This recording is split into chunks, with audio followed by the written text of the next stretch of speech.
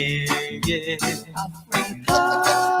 the land where I and I come from. We want All right, guys, welcome back to the Raul Blaze Show with me, the host, Raul Blaze. And of course, we have our very special guest, Assistant Deputy Mayor Mark A. Douglas of the city of Sunrise. A very accomplished man, but apparently he went to Clarendon College. So, I'm going to have a problem with that. As a Glenmuir graduate, we're going to have problems with that. Apart from that, he's a good person, We won't hold it against him. Mr. Douglas, how are you doing, sir? Welcome. Well, thank you. Thank you for having me, Raul Blaze. And to the listeners out there, it's great to be here in the city of Sunrise. And I can tell you why he has a problem. It's because Glenmuir has always had a problem with Clarendon College. So much whooping is in the Doncaster. Oh my God! Yeah, we did get a lot of whooping from Clarendon College back in the days. So you are a Clarendonian. I am. Okay. You and what part of Clarendon are you from? North Clarendon and Kellets. Okay. Clarendon College, of course, is in central Clarendon, but that was the premier institution, as you know. Yes, I do. yes. And that's where I attended high school. Okay, awesome. And then after high school, where did you go after Clarendon College? Well, like many Jamaicans, I left to the metropolis. Yes. Portmore was one of those dormitory communities on the outskirts of Kingston, and I ended up there, attended a UWI, what we now call the Open Campus, for post-secondary study, matriculated for university through those studies, business studies. Graduated from UTech, where I did a degree majoring in HR, human resource management, business administration, majoring in human resource management. So I actually graduated from college at the University of Technology in Kingston. And of course, some other studies I did in a modular fashion because I was really professionally a systems engineer, computer systems engineer. So wow, I was doing dual tracks there. Oh, that's amazing. And tell me, how does engineering move to law? How did law come in from there? Well, it's just solving one type of problem versus the other. But I was a social scientist at heart. Okay. But as a youngster growing up in Jamaica, I was also technically inclined, and as a young man, in our post-colonial British society, you get paid based on your age, unless you're technically inclined, and they have to pay you based on your value. So yes, I was a computer technician and rose in the ranks as I got further training. I went to UTech's engineering department, started out, with repairs, and then went on to take the Microsoft certifications, became a professional in that area, and until I migrated to the United States and segued back to the social sciences. Yeah. Okay, so the social science. So when you came here, did you? I know this based on what you've done in the past. Did you know that law school was something you wanted to do when you came here? Even though I know the social science was everything, but was law one of your particular interests? Yeah, it definitely was. There was no timing on it because I was a mature student by the time I got into law school. I felt that way anyway. I was about 26. Okay. Because I had to go the circuitous route. I even started law school part-time as a night student, holding down a full-time job. I was a married man with children. Yes. And then I still completed my law degree in 3 years because about the second year and I started going to school full-time, but still working. And so it was always a passion. It was I was acting like a lawyer long before I was trained and certified as one. So it was a natural instinct. Oh wow! And what do you practice? Do you still currently practice? I do. Okay, it's a bread and butter, Okay, and it's a passion. I've been practicing now for 15 years. I do a lot of criminal defense work. I'm licensed in all 3 federal districts here in Florida, the Southern, Middle, and Northern District, and of course at the state level, handling everything from murders down. Everything in between. Yes. But I've also done immigration laws, deportation, defense, because this is our community. I practice the kind of law that impacts our community, not just necessarily Jamaicans, but or it touches upon the lives of individuals. So family law, criminal defense. I've done unfair labor practice law, Fair Labor Standards Act, where people have not been paid adequate overtime or minimum wages. And that's in federal court. So I've practiced a myriad of areas. And I'm grateful for the opportunity to serve the community in that way also. Yes. So yeah, before speaking of serving the community of Sunrise, tell us about this. Tell us about Sunrise. For those who don't know about the city of Sunrise, I have people listening from all over. Tell us about Sunrise.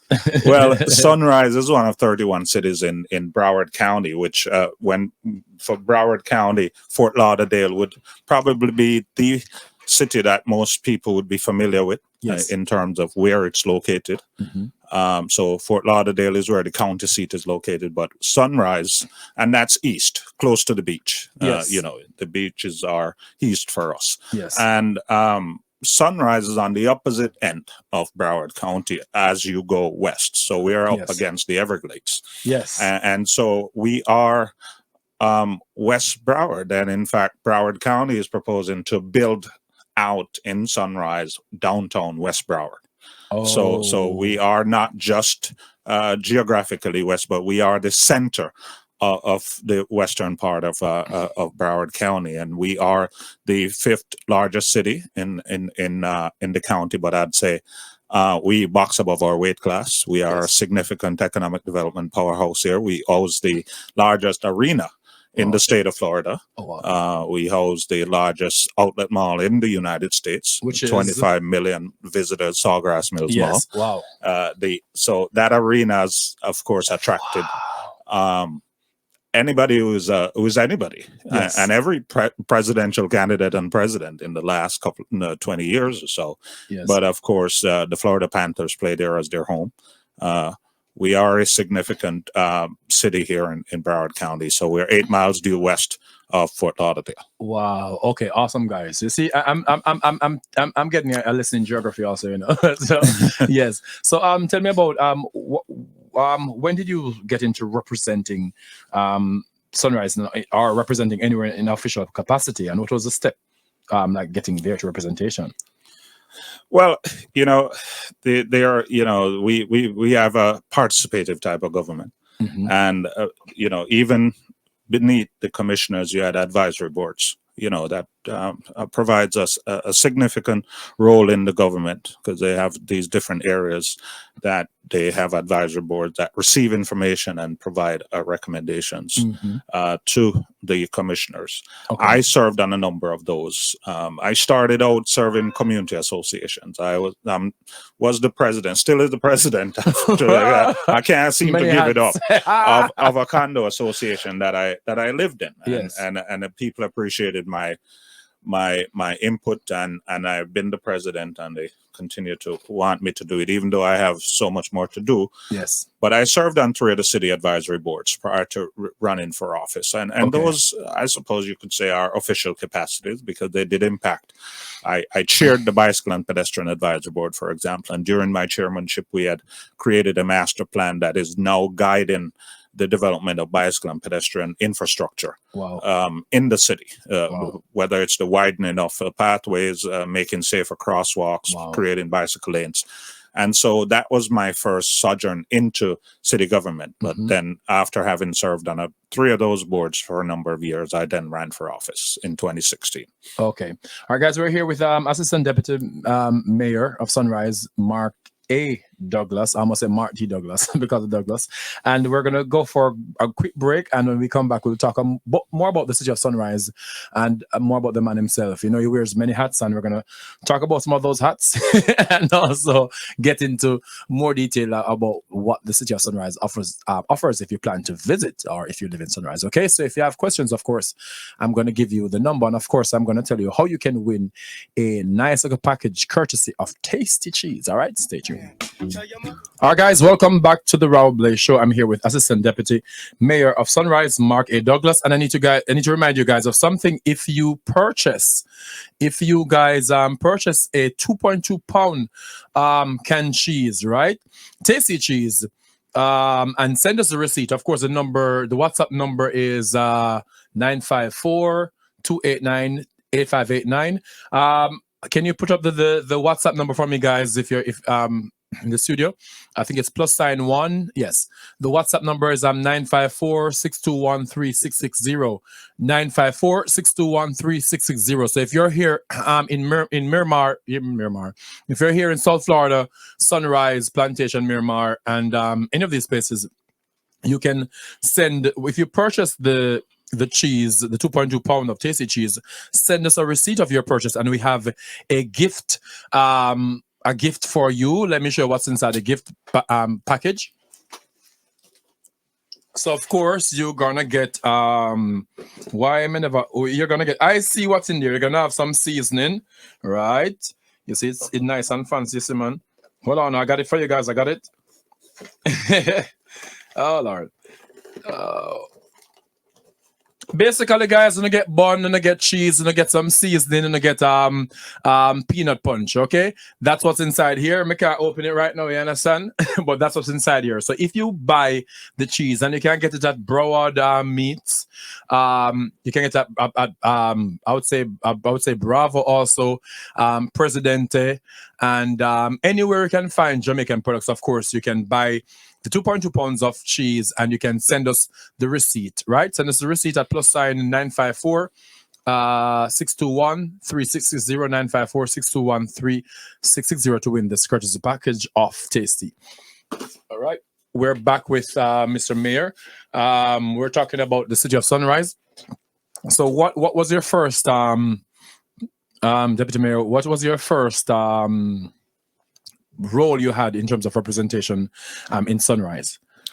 Well, as I mentioned previously, the representation, though much behind the scenes, started with my service on the various advisory board, 3 of them. Yes. Then I ran for office, Okay. which of course allows me now to serve on the commission and in this role that I am, and that was 2016. Okay. It was, to say the least, an historic election. Okay. I was the first minority to be elected here, the city of Sunrise, and that created some history. Sunrise at that time was 56 years old since Yes. it had been incorporated, and no minority, no non-white had ever served on the commission. And I saw the Sun Sentinel, which is the local regional newspaper here in Broward County. Yes. Ran a headline which said, Sunrise elects its first minority in a city long dominated by white men. And it was written by a white journalist. So I think that would have really signified the historic nature of my election, and it had to be at Jamaica. Yeah, of course. We are a Clarendonian. A Clarendonian, you understand? We're good at breaking records, you know. And so what was campaigning for that like? Was because in my mind, even though I'm sociable, and I would like the representation part of it, I can't see myself doing the campaign. What was the campaigning part of it like? Well, it was the hardest thing I'd ever done in my entire life. Wow. Up to that point. It's difficult. I will not pretend otherwise. And you really have to have a strong desire for getting to the objective, because there'll be proverbial doors slammed in your face, and that's quite literally and figuratively. Yes. Certainly, there was the notion that I was a non-starter. I was not supposed to be even in the frame.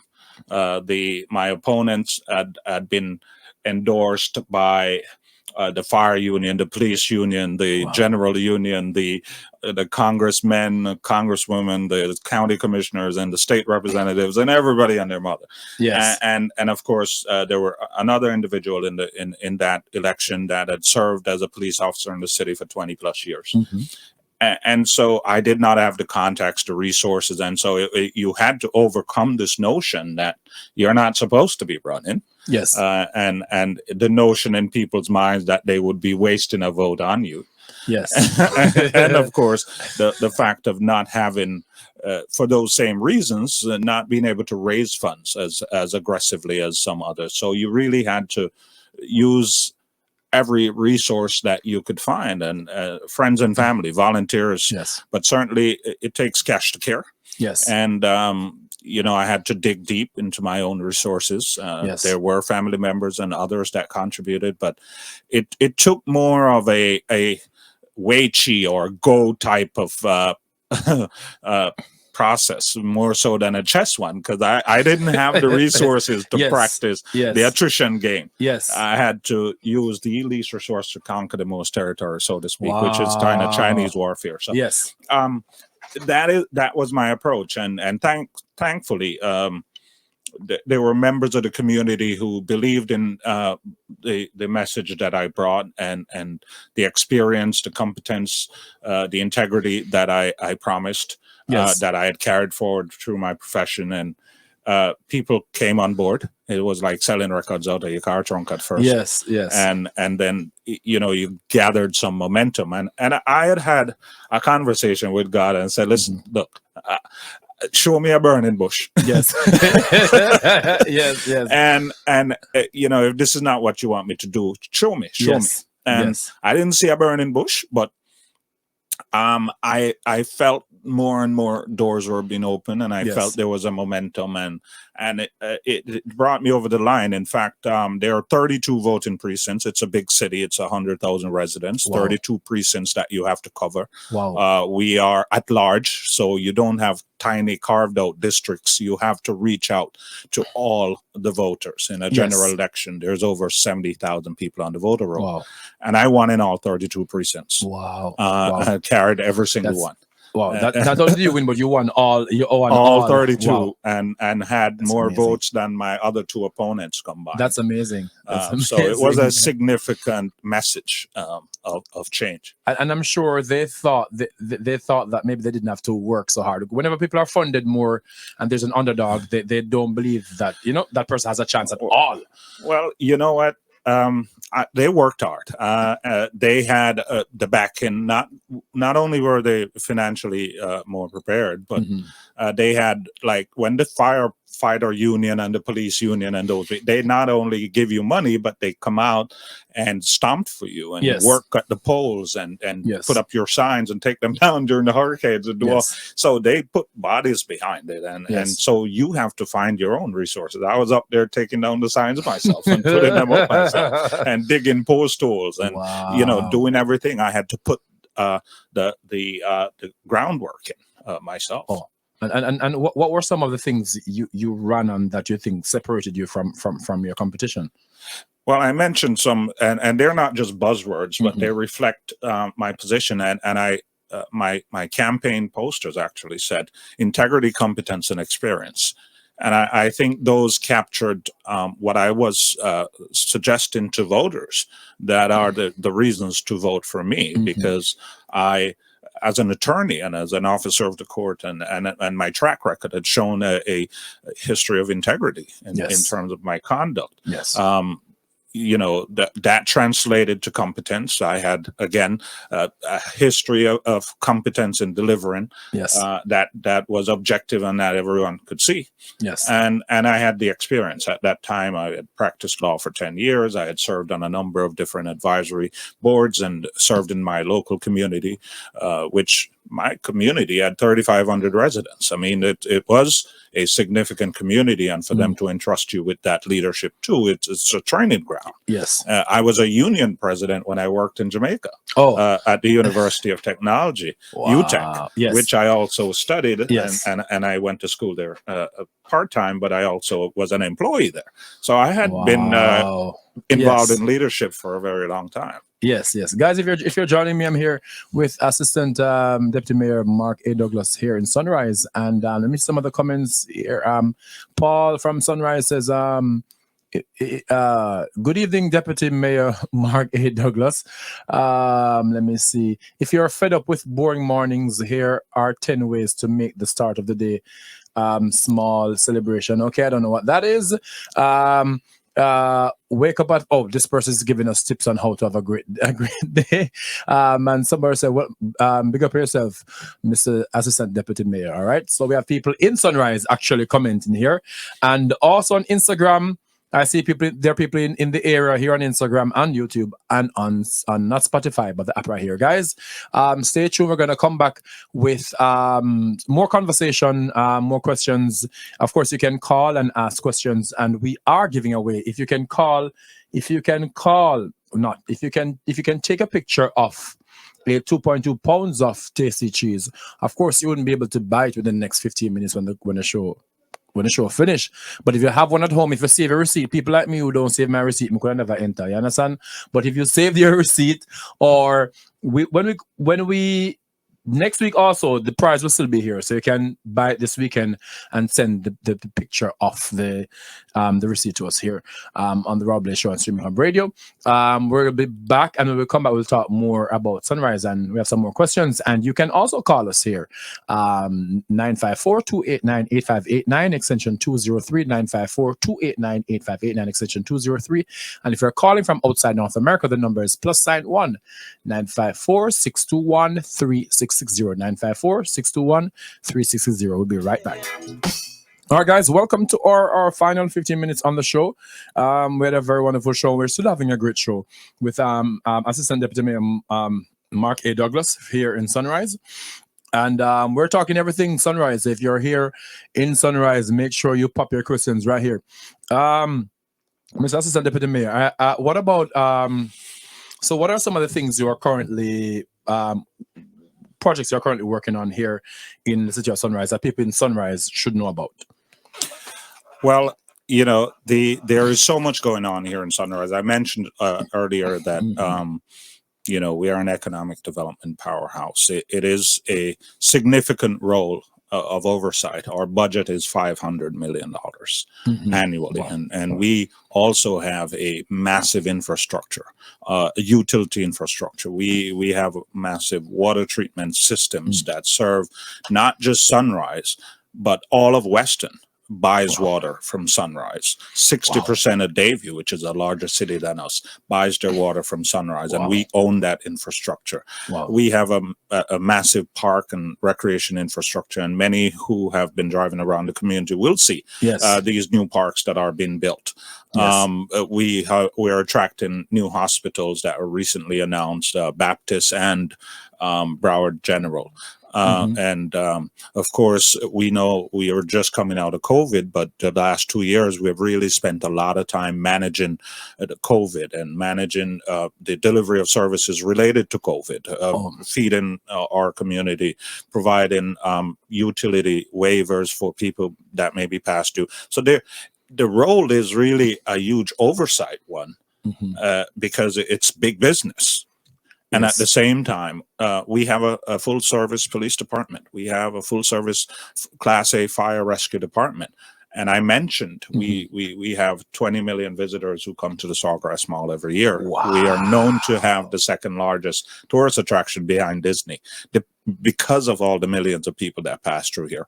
So we have to manage a police department that has the capacity to respond to anything that may occur, including with the arena. We have some of the largest corporations that have settled with their headquarters here in South Florida or even in Florida. American Express has their regional headquarters here with 3,500 employees and many, many national and regional corporate headquarters. So the roles are so variant. It's a service delivery role, but it's an oversight role. It's a management role because we have to make sure that the clock's ticking at all times, and we have to make sure the service delivery continues at all times. And much of what we do is not out in the open. You know, we have 500 million invested. Last week, I was sitting down with our investment advisor talking about, you know, some of the different investment exposures we have as the market is changing. So there's so many things that as commissioners, that people probably don't think of, and that it's just a role that you go out and shake hands and hug the baby and hug babies. But it's a massive oversight of because each person that lives here have bought into this collective. You know, the community. But it's almost like you bought equity in a house or a business, for real, because you move here. you own part of that multi-million-dollar utility infrastructure I just spoke of. You own the parklands. You own we're building a new city hall for those who drive along Oakland at the corner of Josh Lee. That's a 95,000 square foot, $50 million investment, and it's an investment for the people because we are putting the money in a place that will help to deliver the services more efficiently and to cut down on renting other spaces out in the private sector and so on. So there are many things we do in terms of service delivery. And that really is what I want the people of Sunrise to know. That we are watching over your tax dollars, making sure we haven't raised property taxes in 10 years. Because we have such a huge corporate base that allows for us to spread the tax burden. And be able to deliver the high levels of service that our residents and other stakeholders have come to expect. Oh wow, that's awesome! And I want to talk about. Let me know. Are there any a lot of people who live in certain municipalities or cities aren't aware when there are local elections, and some people sometimes I've heard the idea of but I'm not voting because my vote doesn't count. This you consider this as a false notion? And also, are there any local elections or community meetings that people should be aware of?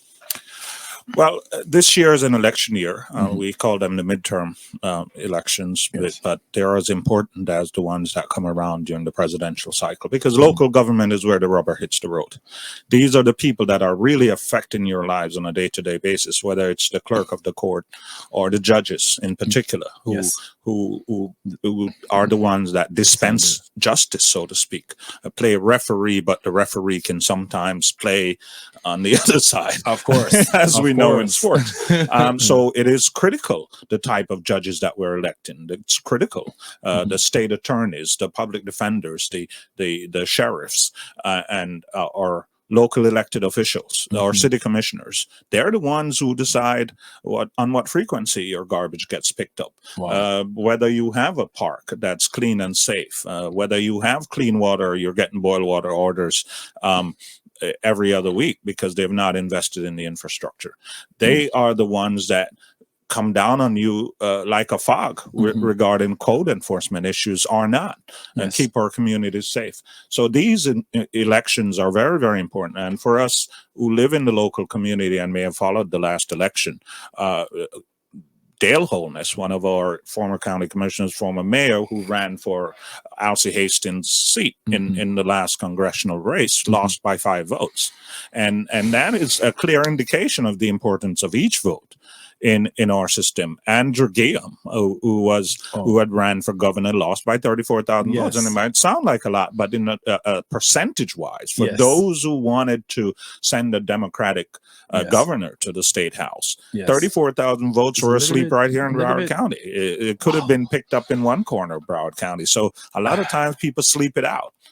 And then the outcomes, they go, well, I don't have to, but those of us remember the Bible story. The person who should have brought a skin of wine, and he thought that everybody else would have brought wine, so his one skin of water would not really spoil the pot. Then everybody was thinking the same thing, and there was no party for the wine, no wine for the party. So each vote is important. Voting, as a citizen of this country, it is one of the most important role that you have to play, because you have to play a role in checking who gets into these offices. Because I've sat in many rooms. I've chaired the Finance Administration and Intergovernmental Relations Committee for the National League of Cities. The National League of Cities represent 19,000 cities across this country.